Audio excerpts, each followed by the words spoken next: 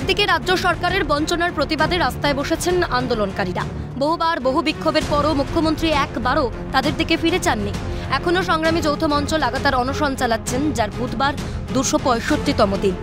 এমন পরিস্থিতিতে খবর প্রকাশ্যে আসে এ রাজ্যের মুখ্যমন্ত্রী মমতা বন্দ্যোপাধ্যায় রেড রোডে অবস্থান বিক্ষোভে বসবেন কেন্দ্রীয় সরকারের বঞ্চনার প্রতিবাদে। তারা ডিএর দাবিতে দীর্ঘদিন তারা তাদের যে আন্দোলন সেই আন্দোলন চালিয়ে যাচ্ছেন।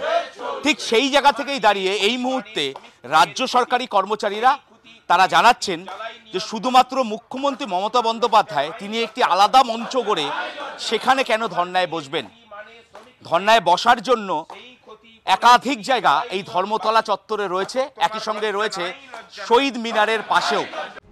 খবর শোনার পরেই সংগ্রামী যৌথ মঞ্চের আহ্বায়ক বৃন্দের চিঠি মাননীয়ার কাছে। বঞ্চনার আলোচনাই যখন হবে তখন রাজ্য ও কেন্দ্রের বঞ্চনার আলোচনা একসাথেই হোক।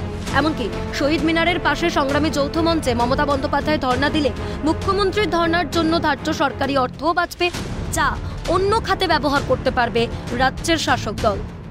তিনি যখন মনে করছেন যে তিনি বঞ্চিত, তিনি যখন ধর্ণা দিচ্ছেন, আমরা বঞ্চনার প্রতিবাদে ধর্ণা বিগত 1 বছর ধরে শুরু করেছিলাম। ভালো লাগছে যে আমরা যে পথটা দেখেছি সেই পথে মুখ্যমন্ত্রী চলছেন।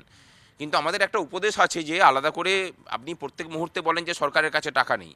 আপনি বসতে গেলে তো পৃথকভাবে খরচা হবে, সেই খরচাপাতি না করে শহীদ মিনারে আমরা বরঞ্চ জায়গা করে রেখে দিয়েছি। আপনি যদি অনশন করতে চান অনশনও করতে পারেন, আমাদের অনশনকারীদের সাথেই বসবেন, আমরাই দেখভাল করব। আপনাকে কোনো অসুবিধা হবে না, যারা সরকারি চিকিৎসক আছেন, নার্স আছেন, তারাই আপনার দেখভাল করবেন যাতে ভালো করে প্রকৃত অনশন করতে পারেন, তার ব্যবস্থাও আমরা করে দেবো। আলাদা করে প্রাতিষ্ঠানিক কোনো খরচা পড়বে না, আমরা চালিয়ে নেবো সেই খরচাটা। এবং আপনি তো বারবার করে বলেন যে কেন্দ্রীয় বঞ্চনা নিয়ে সরকারি কর্মচারীরা কথা বলেন না, আমরা আপনাকেই অফার দিলাম যে চলুন কথাটা বঞ্চনা নিয়ে একসাথেই বলা যাক। কেন্দ্রের বঞ্চনার প্রতিবাদে মুখ্যমন্ত্রী কথা বলুক, তবে তিনি যে বারবার ডিএ না দিতে পারার জন্য কেন্দ্রের দিকেই আঙুল তোলেন, কেন্দ্রের প্রতি তার এই অভিযোগ সম্পূর্ণ মিথ্যে, স্পষ্টভাবে জানালেন ভাস্কর ঘোষ। উনি প্রত্যেক কথায় কথায় বলেন যে কেন্দ্র দিচ্ছে না বলে উনি ডিএ দিতে পারছেন না। তা ভালো, তো উনি এসে পরে এখানে ঘোষণা করবেন যে কেন্দ্র দিয়ে দিলে পরে সমস্ত ডিএ দিয়ে দেবেন, যদিও এটা সম্পূর্ণ মিথ্যা কথা, কারণ আমাদের ডিএ বাবদ যে পয়সা সেই পয়সা কেন্দ্র আগেই মিটিয়ে দিয়েছে।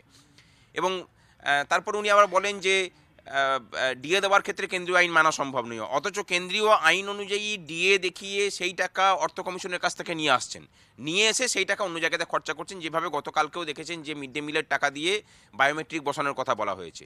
এই যে এক ফান্ডের টাকা অন্য ফান্ডে খরচা করার প্রবণতা, এই প্রবণতাটা পশ্চিমবঙ্গকে শেষ করে দিচ্ছে। আপনি মনে করছেন আপনি বঞ্চিত, তবে আমরা আপনার দ্বারা বঞ্চিত। তৃণমূল সুপ্রিমোকে একসঙ্গে বসে আলোচনার আহ্বানের পাশাপাশি হুঁশিয়ারি সংগ্রামী যৌথ মঞ্চের যুগ্ম আহ্বায়কদের। এই সাহসটা নেই কেন? দূর থেকে কথা ছুঁড়ে ছুঁড়ে মিডিয়ার মাধ্যমে এসব কি হচ্ছে? আমাদের কোনো আপত্তি নেই, ওনারা এসে বসুন আমাদের সঙ্গে, খরচা বাঁচবে। আর সেই টাকাগুলো যদি ওই মিড ডে মিলের টাকায় যায়, জনগণের উপকার হয়। তো যদি রেড রোডে বসে থাকেন, মানুষ এদিক ওদিক ঘুরে বেড়াবে, তার থেকে শহীদ মিনারে চলে আসুন, কোনো অসুবিধাই হবে না। আর আপনিও যখন মনে করছেন বঞ্চিত, এবং আমরা আপনার দ্বারা বঞ্চিত, সব বঞ্চিত পক্ষই একসাথে বসুক। ক্যামেরায় গোপাল সেনের সঙ্গে শুভজিৎ দে ও মণি ভট্টাচার্যের রিপোর্ট, ক্যালকাটা নিউজ।